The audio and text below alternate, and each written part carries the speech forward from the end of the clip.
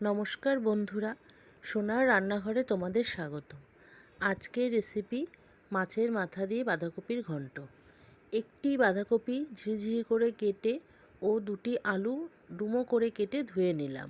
একটি বড় মাপের পেঁয়াজ, একটি টমেটোও কেটে নিলাম। কিছুটা কড়াইশুঁটি নিলাম। একটি রুই মাছের মাথা পরিষ্কার করে ধুয়ে নুন ও হলুদ মাখিয়ে নিয়ে ভালো করে ভেজে নিয়েছি। এবার একই তেলে কেটে রাখা আলু ও ভেজে তুলে নিলাম। কড়াইয়ে আরও একটু তেল দিয়ে জিরে, তেজপাতা, শুকনো লঙ্কা ফোড়ন দিয়ে পেঁয়াজ কুচি ও দুটি কাঁচা লঙ্কা দিয়ে কিছুক্ষণ ভেজে টমেটো কুচি ও তারপরে স্বাদমতো নুন, হলুদ, জিরে গুঁড়ো, আদা বাটা ও সামান্য জল সহযোগে মশলা কষিয়ে নিলাম।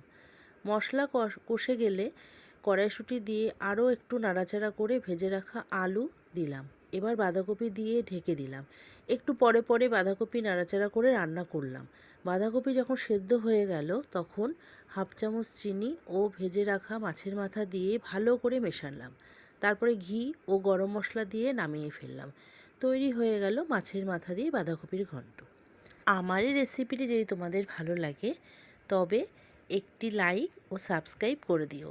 তোমাদের একটি লাইক ও সাবস্ক্রাইব আমাকে এগিয়ে যেতে অনেক সাহায্য করবে। ধন্যবাদ বন্ধুরা।